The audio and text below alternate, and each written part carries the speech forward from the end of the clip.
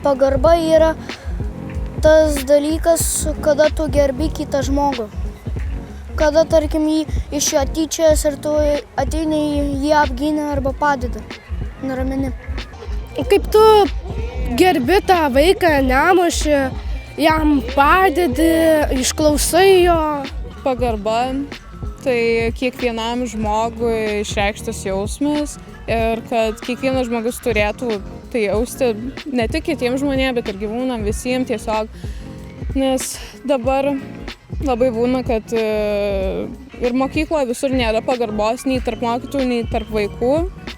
Ir manau, kad tai turėtų būti ir pagarba nebūtinai reiškia tą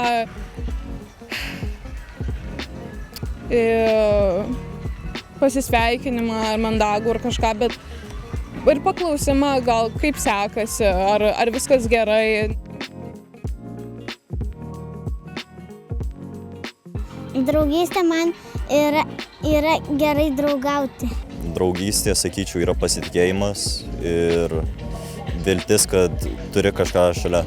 Man tai draugystė svarbiausia yra ištikimybė, draugai. Man draugystė yra draugai, draugų meilė, pasitikėjimas.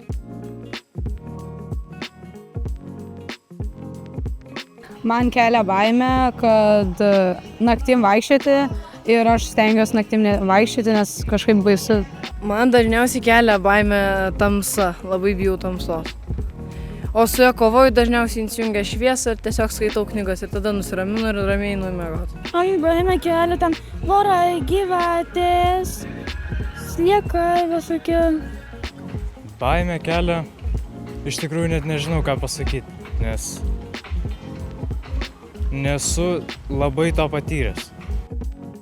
Patyčias tai, kai iš kitų žmonių šaiposi dėl savo išvaizdos ar charakterio, ar rūbų, daiktų. Patyčios yra kaip iš žmogaus tyčiojasi. Patyčios yra, kad kitas vaikas iš kito vaiko negražiai elgiasi.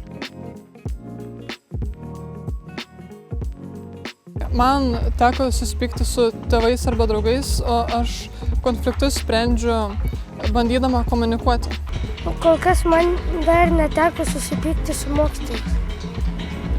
O su tėvais, būna. Būna kartais, kad susipykstam. Ir kaip sprendžiam? Mes tiesiog atsisėdam ir pasiaiškinam ir išsprendėm tą problemą. Kai aš susipykstu su tėveliais arba draugais, aš atsiprašau.